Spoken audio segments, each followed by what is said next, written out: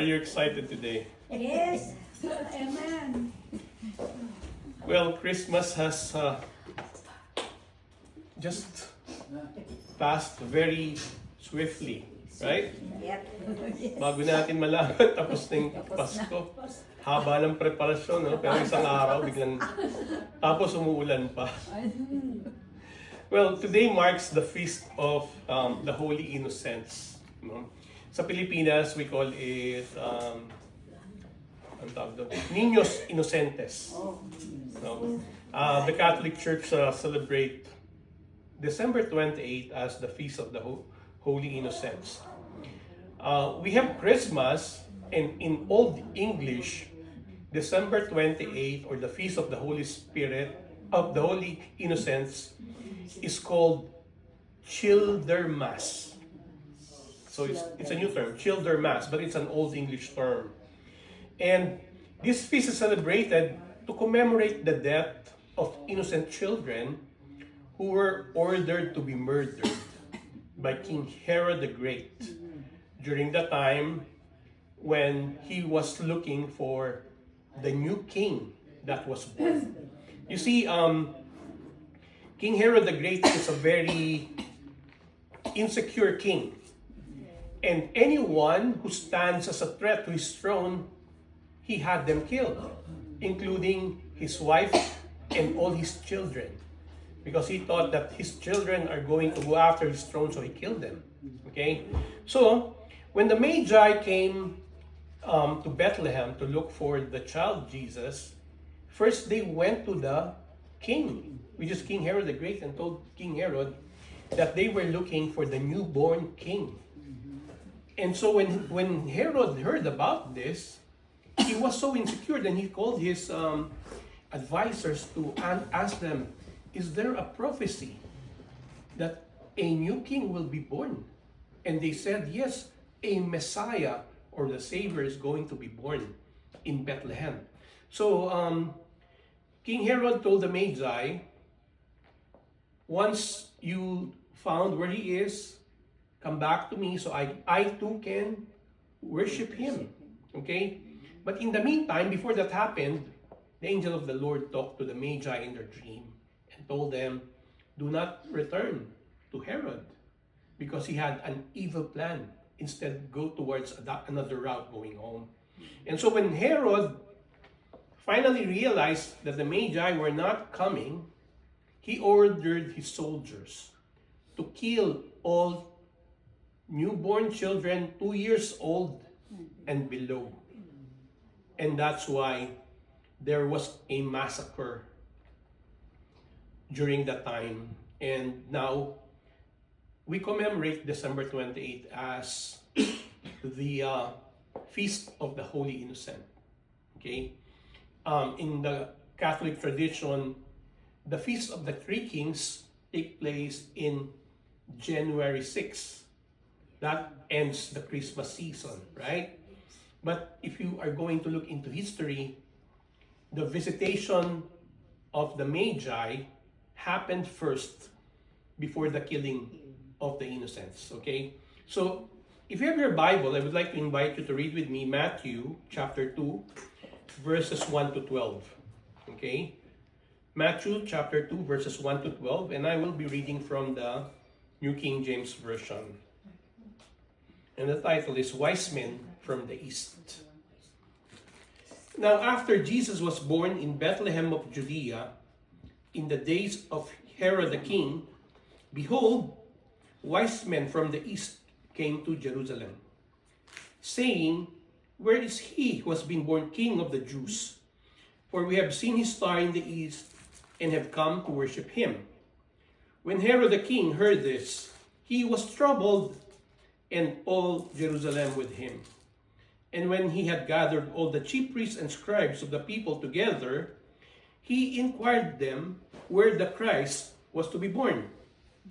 So they said to him, in Bethlehem of Judea, for thus it is written by the prophet, but you, Bethlehem, in the land of Judea, are not the least among the rulers of Judah, for out of you shall come a ruler who will shepherd my people, Israel.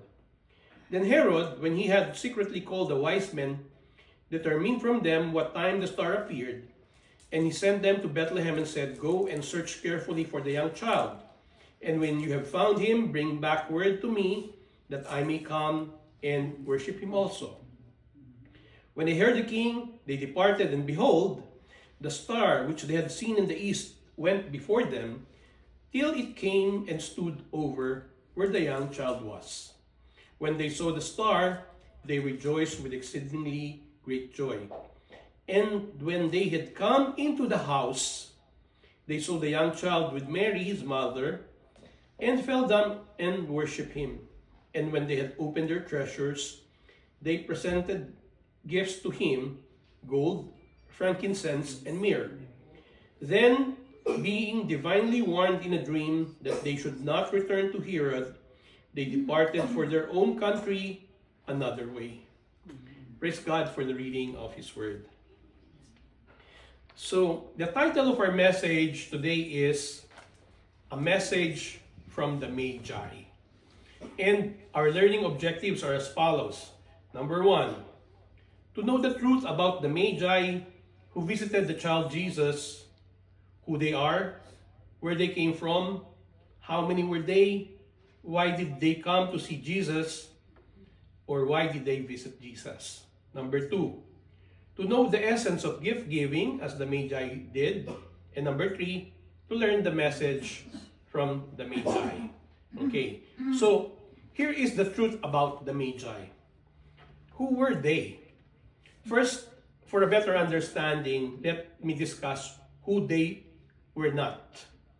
If you recall a nativity scene, you will usually see Joseph, Mary, and the baby Jesus, shepherds, some sheep, other animals, and the three kings. Right? So Catholic tradition tells us that three kings visited Jesus at the manger at his birth. Okay? They even gave them names, Gaspar, Melchor, and Balthazar. They thought that there were three kings because they were not reading the Bible, but they knew that there were three kinds of gifts: gold, frankincense, and myrrh. So they called them three kings, right? But the Bible, what we read from Matthew chapter 2, verse 1, it says, after Jesus was born in Bethlehem in Judea, during the time of King Herod, Magi from the east came to Jerusalem. So, nowhere in the Bible will you find the mention of three kings, okay? Instead, the Bible mentioned Magi from the east, okay? And if you look at the dictionary, the term Magi refers to a priestly class in ancient Persia who were educated and skilled in astronomy, astrology, history, science, prophecy, and oftentimes they were advisors to the king. Okay? They were known to be wise men because they were very knowledgeable. So, the Magi were wise men. Okay? Where did they come from? Matthew 2 verse 1 tells us the Magi came from the east. The Bible used the term Magi, and this term gives us their origin, which is Persia or the modern day Iran. Okay? So, these wise men traveled 1,200 miles from Persia to reach Jerusalem. By camel, this travel took about 4 months. Okay? So, their route from Persia would pass through Iraq, then to Jordan, before they reach Israel. That's a long journey. Okay? Now, the next question is, how many were they? Tradition said there were three kings. But the Bible is silent as to their numbers. But if we are to look at history and geography, it is inconceivable that there were only three wise men who traveled. See, the distance and the time it would take them to travel from Persia to Bethlehem had risks. They can be ambushed by thieves along the route. They were carrying treasures. And Eastern tradition and history teaches us that there were at least around 12 magi, and they traveled with a huge entourage of soldiers and servants. Right? So you see, they will have to pass through dangerous routes. Somebody has to defend them. They will have to stop over in different places. They needed to eat. Somebody had to cook their food, and somebody had to serve them. Amen? So, when did they travel? Why did they travel to Jerusalem? In Matthew chapter 2, verse 2, we read that they came looking for the newborn King of the Jews, because they saw his star rose, so they came to worship Jesus. You know, these magi were experts in astronomy, and they knew that the Star of Bethlehem, when it appeared, it was a divine sign that the Savior King was born. You see, these wise men were experts also in history. 600 years back, around 605 BC, the Babylonians captured Jerusalem and brought with them the Jewish people into exile. Among the captives was Daniel, the prophet who became advisor to King Nebuchadnezzar, and then to his successor kings, including King Evil-Merodach and Belshazzar. Then the Persians under King Darius invaded and took over the Babylonian Empire in 539 BC, and Daniel continued to be an advisor even to the king of Persia, King Cyrus the Great. And Daniel wrote prophecy about the coming of the Messiah. In fact, we can read this from the Bible in Daniel chapter 9. And Daniel even gave a timeline when the anointed one, the ruler of Israel, would come. And he said that is 483 years counted from the time that it would be decreed that Jerusalem will be built. And Jerusalem was built in 444 BC. So the timeline included the arrival of Jesus, his birth, his triumphant entry in Jerusalem in 33 AD. So these Persian scholars, these wise men, knew from the records of the king, including the writings of Daniel, that the time when the Messiah would come. And based on their calculations and the sign that is the Star of Bethlehem that appeared in heaven, they traveled so they will not miss the great event to see and honor the newborn king. So you see, when they decided to travel, they saw the Star of Bethlehem.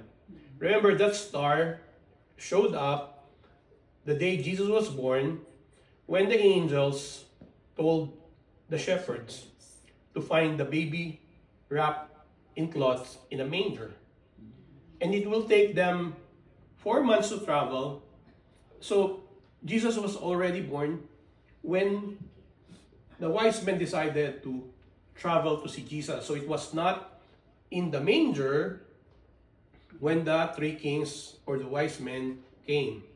So where did they visit Jesus? The Bible said in Matthew 2, verse 11, that on coming to the house, they saw the child with his mother Mary, and they bowed down and worshiped him. They came to the house where Jesus and Mary were at the time. So they did not come to the manger, okay? So, this is very clear that the Magi were not there at the time of his birth, but later when Jesus was already a child, because the Bible said they saw the child with the mother Mary. So we can estimate this, that Jesus was between 4 months old to about 2 years old. We didn't know when the wise men started to their travel, but they decided to travel when they saw the star of Bethlehem. So, that's why when Herod ordered the killing of innocent children, he decided that 2 years old and below will be killed because he didn't know how old the baby Jesus was or what is his status. So, having established this truth, now let us go to the gift giving, the essence of gift giving as the Magi did. Okay? That's why during Christmas, gift giving has been a tradition, first because God gave us a gift, which is Jesus, and the Magi, visiting the child Jesus, brought with them gifts. Okay? So, we learn from the Bible that the Magi brought 3 kinds of gifts: gold, frankincense, and myrrh. Okay? So, these precious gifts, they have practical and spiritual symbolism. Okay? Gold is a precious commodity even during that time, and it is only fit for a king. Ordinary people, usually, they do not have gold. Okay? The Magi called the child Jesus the King of the Jews, and it was only fitting for them to bring him gold. That's why when they brought gold to Jesus, they have established the kingship of Jesus. In John 18 verse 36, we read, Jesus said, "My kingdom is not of this world. If it were, my servants would fight to prevent my arrest by the Jewish leaders. But now my kingdom is from another place." So even Jesus acknowledged himself to be a king. Okay? The next gift is frankincense. Frankincense is a very expensive substance that was used by priests in worship. This is the substance where the incense it came from. They burned the incense in the temple to elevate their prayers to God. In fact, God legislated them to burn incense, right? So, when they brought Jesus the frankincense as an act of worship, they acknowledge that Jesus is God. He is not only King, He is also God. So, it also represents Jesus as a priest. He has a priesthood. In Hebrew 4:14, we read, "Therefore, since we have a great high priest who has ascended into heaven, Jesus, the Son of God, let us hold firmly to the faith we profess." So, Jesus is a high priest. In fact, in Psalms, he is called a high priest in the order of Melchizedek. Okay? The third gift was equally expensive. It is myrrh, because it is fragrant and it has preserving properties. It is usually used for rubbing over dead bodies in order to prevent them from giving a foul odor and to help preserve the dead body.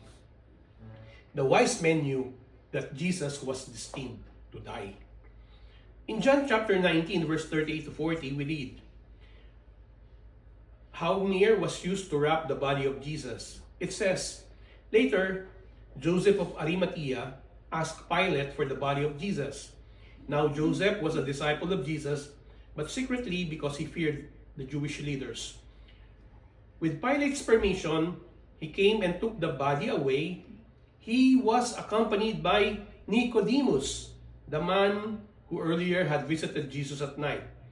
Nicodemus brought a mixture of myrrh and aloe, about 75 pounds. Taking Jesus' body, the two men wrapped it with the spices in strips of linen, and this was in accordance with the Jewish burial customs." So we see, myrrh was given by the wise men as a prophecy that Jesus is going to die as a sacrifice for our sin. So, the wise men brought these gifts to Jesus as an act of worship. We read in Matthew 2 verse 2 that we saw a star when it rose and have come to worship Him. So, They brought the gifts as a sign, as an act of worship, because they knew that Jesus was King. They knew that He is God. And they knew that He is the Savior who will die to pay for the sin of mankind. So that is the essence of giving gifts. We give gifts during Christmas because God gave us His Son. The Magi showed us an example, right? So there was this man during the Christmas last year. He gifted his mother-in-law with a burial plot at Forest Lawn. Okay, that was last year. This year, the mother-in-law was waiting for his gift. And the son-in-law said, "I'm sorry, I didn't buy you one." "Why? I gave you a gift last year, you did not use it."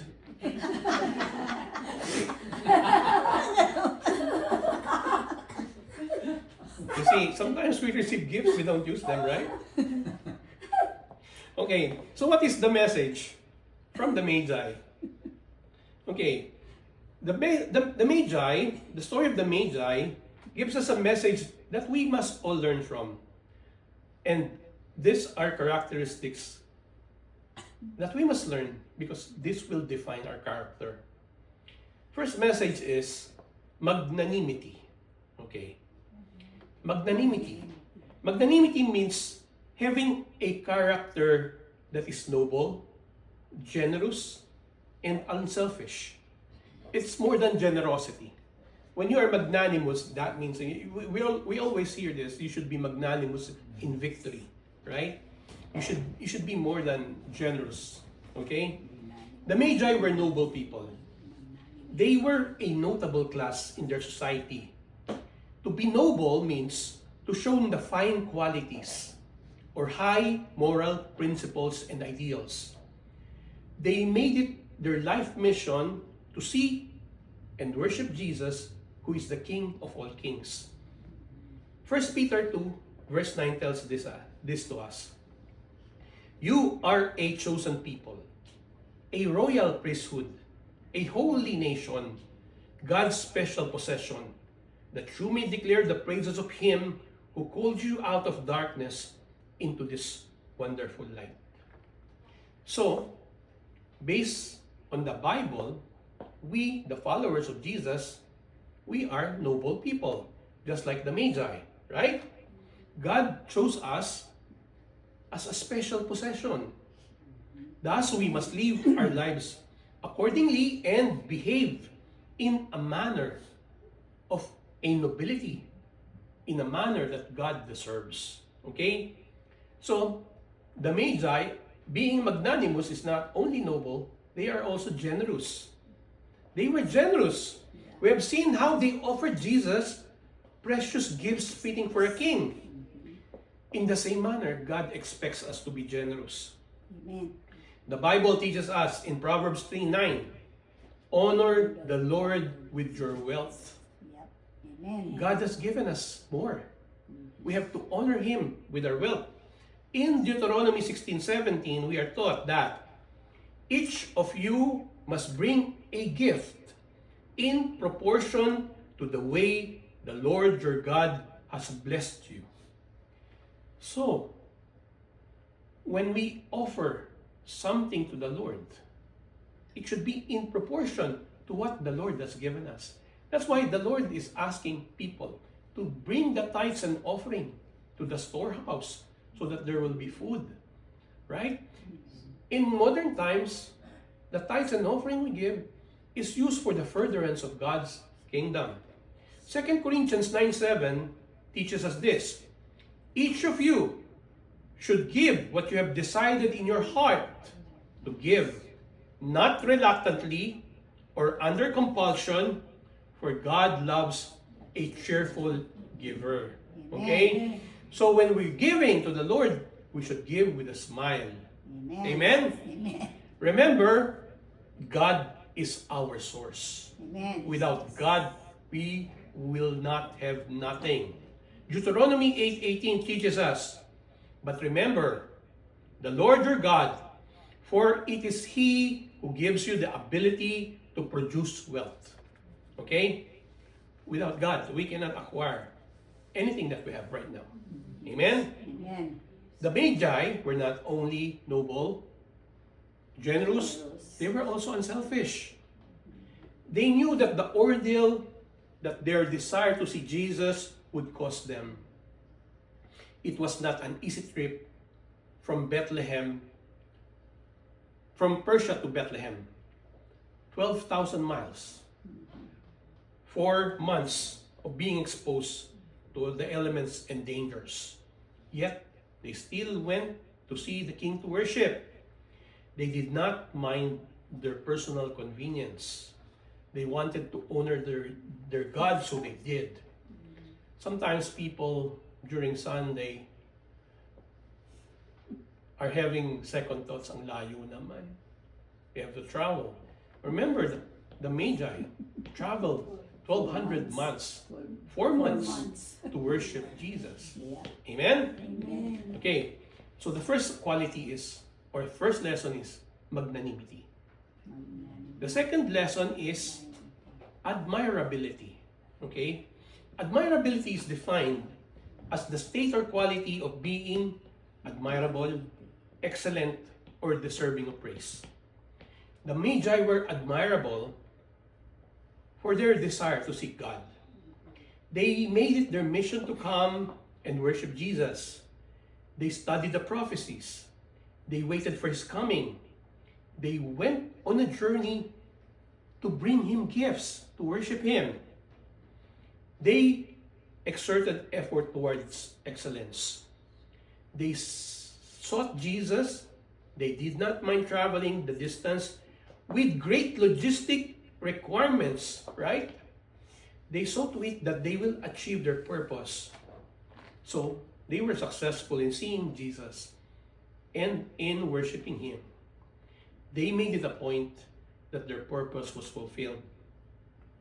So, the Magi deserves praise for what they did that gave us an example of how truly to worship God. Philippians 4:8 sums it up in this. If you're looking at admirability, the excellence, praiseworthiness, it says here in Philippians 4:8, finally, brothers and sisters, whatever is true, whatever is noble, whatever is right, whatever is pure, whatever is lovely, whatever is admirable, if anything is excellent or praiseworthy, think about such things. Just like the Magi, we must think about whatever is true, noble, right, pure, lovely, admirable, excellent, and praiseworthy. These are the things that our mind should be filled with. Not the chismes, not the negativity. Amen? Amen. These are all godly characters Reklamo. that Jesus possesses. As followers of Christ, we must follow in His footsteps. So, first lesson is magnanimity. Second lesson is admirability. And number 3 is gratitude. Gratitude is defined as the quality of being thankful, the readiness to show appreciation for, and to return kindness. Okay? So when you are grateful, when you have gratitude, you're not only thankful, but you are going to show your appreciation and you return the kindness. Maybe not to the giver, but to other people. Amen? Amen. The Magi show their gratitude to God for having the privilege to meet the newborn King, the Savior, personally. They manifested their gratitude in their effort, in their worship, in their giving. Gratitude means, number 1, thankful. Colossians 3:17 teaches us this. And whatever you do, whether in word or deed, do it all in the name of the Lord, giving thanks to God, the Father, through Him, through Jesus. The Word of God is telling us that in everything we do, we must be thankful to God. Gratitude also means to show appreciation. Hebrews 12:28 tells us, therefore, since we are receiving a kingdom that cannot be shaken, let us be thankful and so worship God acceptably with reverence and awe. Through Jesus, we became children of God, Amen. and we became co-heirs. Amen. We stand to inherit God's kingdom. We ought to be thankful because instead of suffering from the fires of hell, we will live in eternal bliss with God in heaven. Amen? Amen. Gratitude also means to return the kindness. God gave us first. Because of His great love for us, He gave us His Son Jesus. He forgave our sins. He gave us the gift of salvation. Galatians 6:10 teaches us, therefore, as we have opportunity, let us do good to all people, especially to those who belong to the family of believers. Amen. So we return the kindness that God gave us by doing good to other people. Amen? Amen. Matthew 25, verse 34 to 36 tells us, then the king shall say to those on his right, come, you who are blessed by my Father, inherit the kingdom prepared for you from the foundation of the world. For I was hungry, you gave me food. I was thirsty, you gave me drink. I was a stranger, and you welcomed me. I was naked, and you clothed me. I was sick, and you visited me. I was in prison, and you came to me. When we return God's kindness by serving His people, we stand to benefit also from our kind deeds. Amen? Amen. Number 4. So, lesson number 1 is magnanimity, admirability, gratitude, and the 4th is integrity. Okay. Integrity means having the quality of being honest and having strong moral principles. Integrity means doing the right thing always, even when no one is looking. So, it is doing everything the right way, whether people see you or not, because God always sees you. Amen? Amen. So, among the attributes of integrity are honesty, honorableness, and fairness. The Magi had integrity. They showed honesty. They were honorable. They told Herod the truth about their journey to find the newborn king to worship him. They had strong moral principles. They had the heart to do what is right. Having known that Jesus is coming, they knew He's King, He's God, His Savior.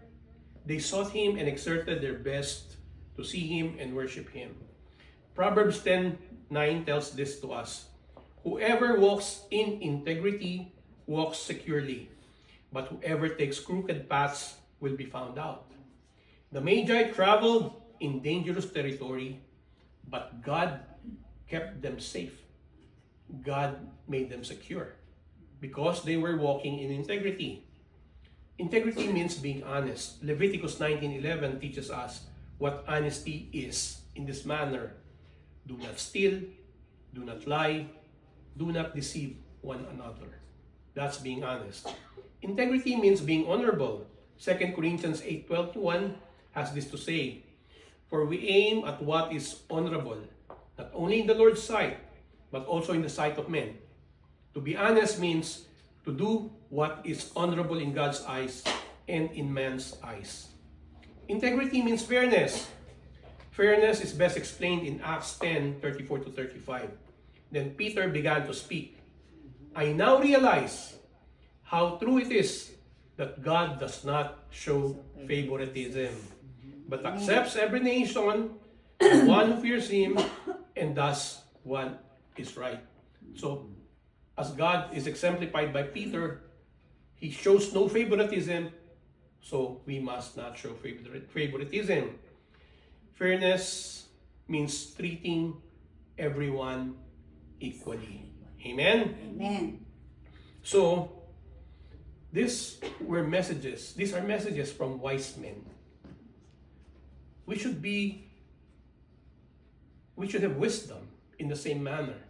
No, we should not be wise. Being wise does not mean you're just a wise guy. You see, there's this wise doctor, and he charges only two kinds of payment. If you get cured, he charges you $50. If you don't get cured, he gives you $500. Okay? So this patient went to him, wanted to test his wisdom, and he said, "Doctor, I think I have a problem. I'm losing my taste."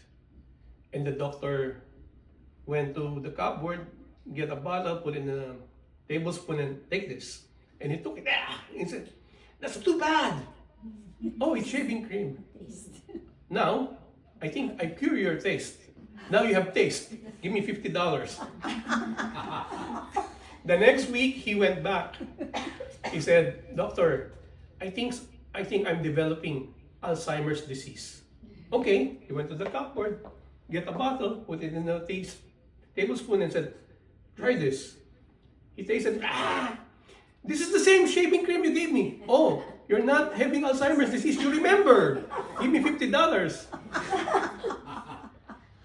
And then the third time he went, he said, "Doctor, I think I'm turning blind because I cannot see anymore." And the doctor said, "I don't think I can cure your ailment. So here's $500. And the guy said, "Doctor, this is only $5. Oh, I cured your blindness. Give me 50.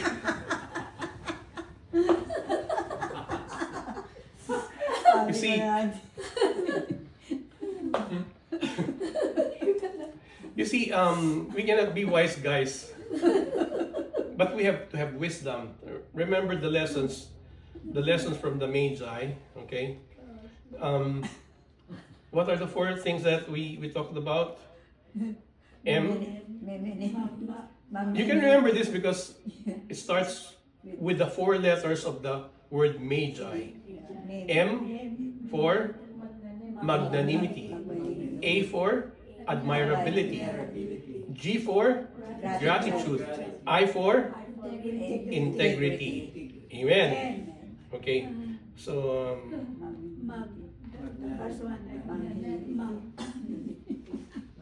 anyways, let me end by this. The year is about to end. And in 4 days, we're going to have a new year, right? And as the new year comes, we're going to have some New Year's resolutions, right? But I would suggest that as the new year comes, the lessons from the Magi is something that we should consider, we should apply in our lives as the year comes, right? Because time and again, we have been discussing a lot about what Christian living is, how do we live as Christians, what God expects from us, and part of that is really to bring souls to Jesus. A year in and year out, that is our desire. But unless we really plant the seed, it's not going to sprout and grow. So I urge everyone to continue planting the seed by sharing the word. People miss on God's message that I believe they will learn from. And it would be good to include in your resolution to bring at least one more person to God. Invite one more person to the service. Because I strongly believe that the Holy Spirit will speak to them. And they will learn, that they will be transformed. We cannot convert people, even our family members, because it is not our power to do so. But the Holy Spirit has the power to transform people's lives. Amen. Amen? So with that, I would like to thank everyone for the year that passed, because you have been faithful. And I would like to thank New Church because of this opportunity to deliver God's message. And I thank the Lord for giving us this opportunity to fellowship every now and then and to share God's word and God's blessings. Amen.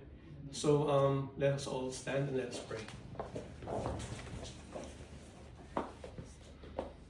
Heavenly Father, once again we praise you and glorify you. We thank you, Lord, because you are a faithful God. Lord Jesus, thank you once again because we know that it was not easy for you to give up your being God and to turn into a human, to suffer all the sufferings that we could not imagine, that if it were imposed on us, we probably would not survive it. Thank you because we know that because of you, Lord, we will not spend eternity in the fires of hell, but we will spend bliss in heaven with you. We thank you, Holy Spirit, for the message today. May the message from the Magi be inculcated in our hearts. May we be magnanimous. May we strive for admirability. May we have gratitude to return the kindness that God has given us to others. And may we walk with integrity to do the right thing always. Lord, we cannot thank you enough because whatever we think that we can give you, those are things that you have given us. So Lord, we can just praise you and thank you from our hearts. And that is to give you our humble offering of our own selves to avoid sin and to live as your word has told us. And as we leave this place, Lord, once again, Lord, we implore your divine providence to protect each and every one of us. That as you have safely brought us here, we will be arriving in our home safely and we will find our loved ones in safe condition too. And as this year comes, Lord, may we have you in mind, knowing, Lord, that the purpose that you have called us to be your followers is to help save souls. We praise you, we thank you, we glorify you. And this we pray in the mighty name of Jesus. And the people of God say, Amen. Have a big round of